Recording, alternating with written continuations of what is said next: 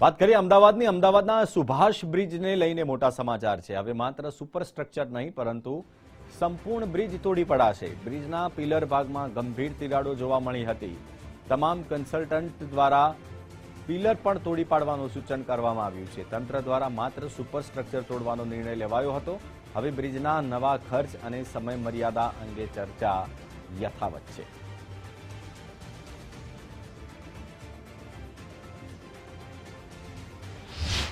આજે પિયર્સનું જે સ્ટ્રેન્થ છે એ સ્ટ્રેન્થ લગભગ 53 વર્ષનું થવા આવ્યું છે।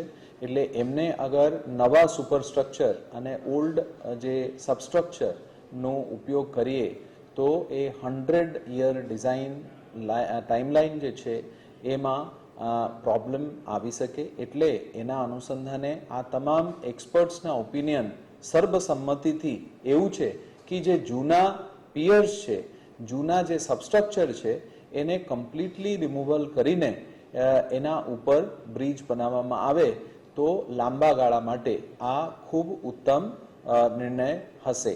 એ પ્રકારનું એક ઓપિનિયન આવ્યું છે।